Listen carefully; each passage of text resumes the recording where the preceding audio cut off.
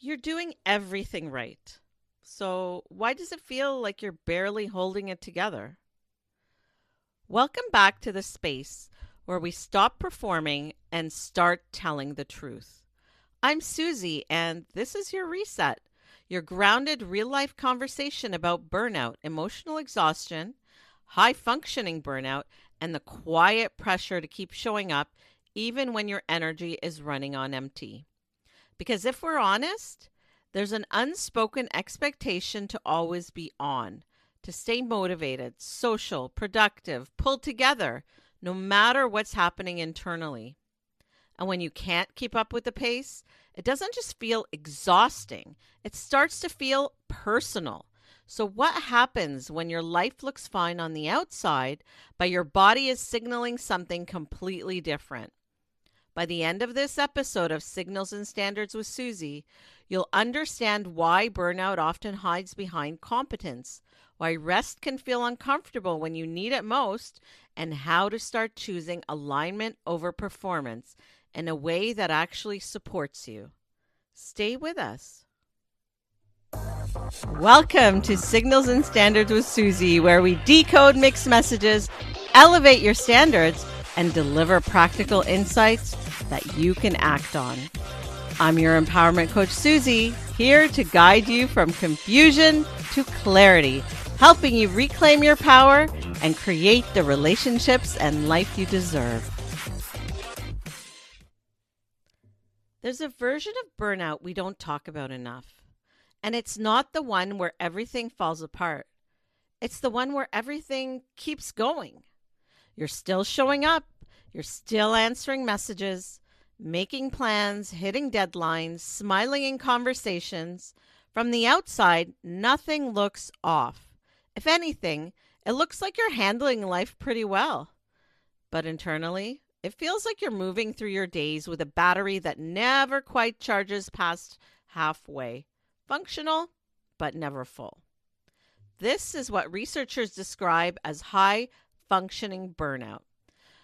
According to psychology experts, high achievers are especially vulnerable because they've built an identity around resilience and reliability. They don't just push through stress, they normalize it. Over time, the body signals fatigue, irritability, lack of focus. It all gets reframed as a part of the process instead of warnings. Burnout doesn't disrupt their lives, it integrates into them. It becomes the background noise of daily functioning. And that's where it gets complicated because burnout doesn't always come from obvious overload.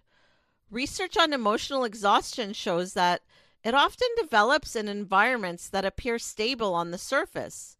It's not always the dramatic stress that depletes you, it's the chronic low grade demand, the constant output, the mental tabs you never close. This kind of fatigue builds quietly through prolonged activation of the nervous system without adequate recovery. You're not necessarily overwhelmed in a single moment, you're under recovered across many moments. It's like carrying a backpack you forgot to put on. At first, it's light enough to ignore. Then life adds a few more things: responsibilities, expectations, emotional labor, and you adjust. You redistribute the weight. You tell yourself you're fine until one day you're not even aware of what's in the bag anymore. You just know everything feels heavier than it should. What makes this even more complex is how burnout distorts your relationship with rest. Rest starts to feel unfamiliar, even uncomfortable. Many people experience guilt or anxiety when they slow down, not because rest is wrong, but because their sense of worth has become tied to output. When your identity is built on being dependable, productive, or the strong one, stopping can feel like a threat to who you are. So you try your best, but mentally, you're still performing. You can't rest. You sit down, but your mind is scanning. You take a break, but you're negotiating it. How long is too long? What should I be doing instead? Am I falling behind? That internal dialogue doesn't allow for true recovery. It keeps your system in a subtle state of alert, even in stillness. That's not laziness, that's conditioning. There's also a misconception that burnout arrives in clear, dramatic stages that you'll easily recognize. But according to psychological occupational burnout research, it often progresses gradually. Enthusiasm turns into stagnation, stagnation into frustration, and eventually into apathy or depletion. The most overlooked phase is the middle, the space where you're still functioning, still producing, still meeting expectations, but feeling increasingly disconnected from it all. That's where many people live for months, even years, capable but depleted, present but not fully engaged. And if you've been the reliable one, the capable one, the one people count on, you've likely developed a habit of overriding your own limits. Works on ambition and burnout highlight how self-neglect often hides behind competence. You meet expectations so consistently that no one questions whether those expectations are sustainable for you, including you. This is where the deeper layer comes out. Acceptance. Because burnout isn't just about doing too much. It's about the internal resistance to what's actually true. I've shared before that stress intensifies when we argue with our reality. When your body is exhausted, but your mind is saying, I shouldn't feel this way. You create friction. You split yourself in two. What you feel versus what you believe you're allowed to feel. That internal conflict is exhausting in itself. One of the key shifts is moving from self-judgment to self-awareness. Not asking, what's wrong with me? But instead, what is this trying to show me? Because burnout at its core is not a failure of discipline, it's feedback. It's your system telling you that the way you've been operating is no longer sustainable. And when that message gets ignored or minimized, burnout doesn't just persist, it deepens. Not because you're weak, but because you're disconnected from the cost of what you're carrying. So the real conversation here isn't just about doing less, it's about noticing more, noticing where you're performing energy instead of actually having it, noticing where your capacity has changed, but your expectations haven't, noticing where you've been loyal to roles, routines, people, identities that no longer support you. Because burnout doesn't come from a single breaking point. It comes from a series of quiet overrides, of you not listening to your body's cues.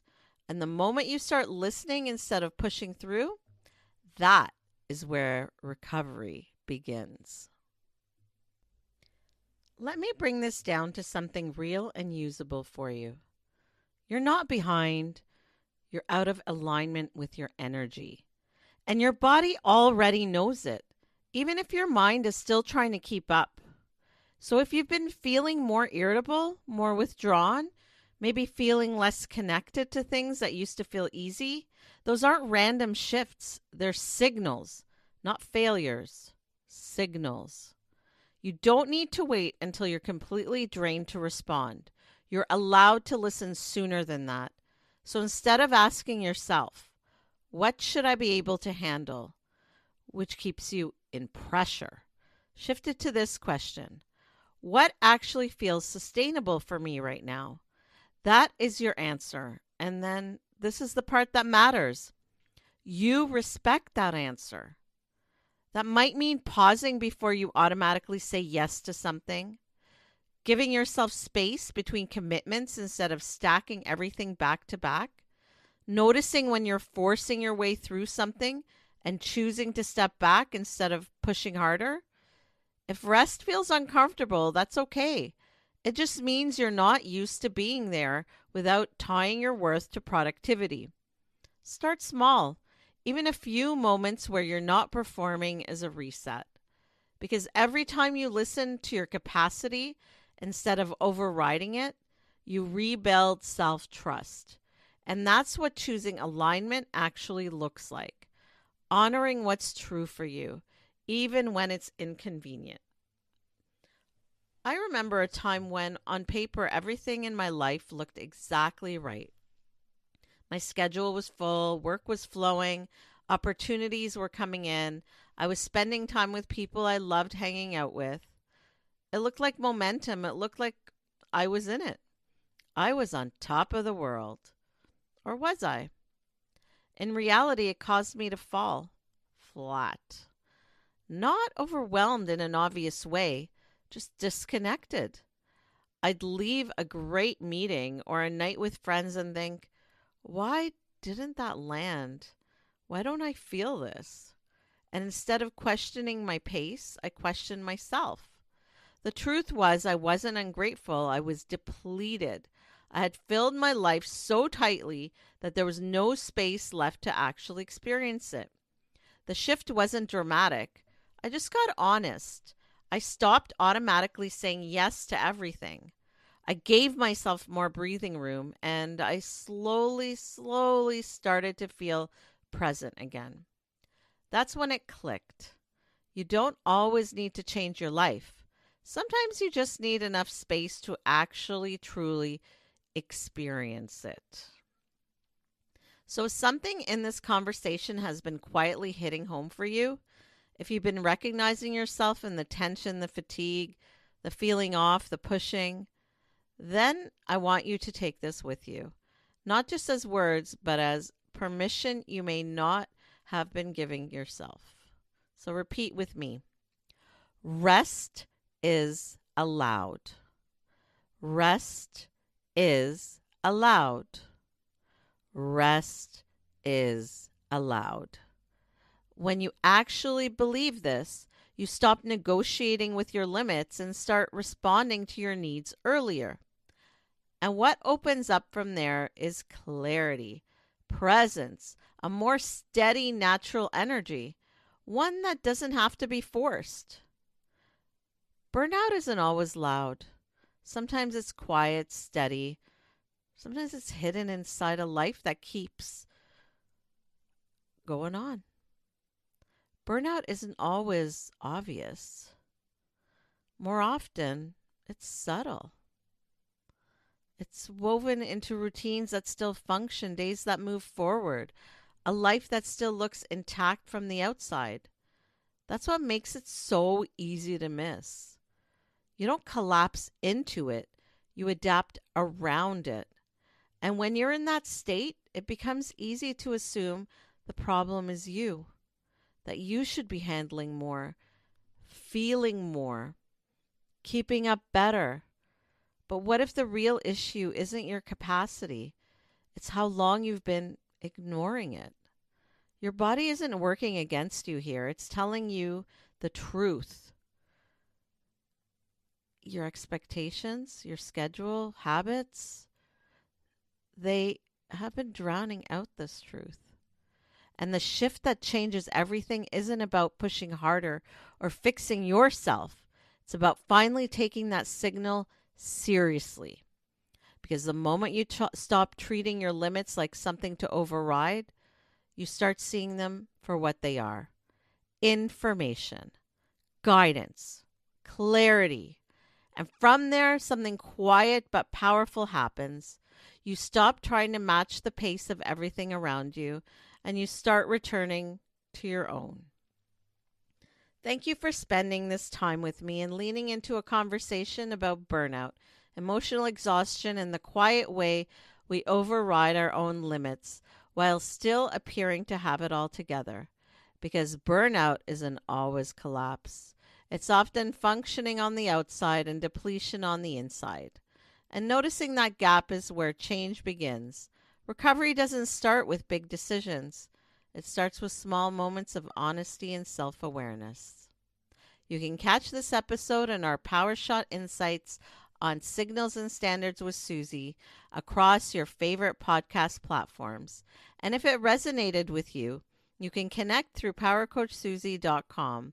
I read every message, and I'm here with you as you rebuild a life that matches your capacity, not just your expectations. Until next time, start listening to what your exhaustion has been saying all along. For daily inspiration and practical advice, find me on social media at Power Coach Susie. Got questions or ideas for the show? Head to powercoachsusie.com where you can connect with me, explore the blog, or learn more about what I do. This is Susie signing off. Until next time, keep reading the signals and never, ever lower your standards.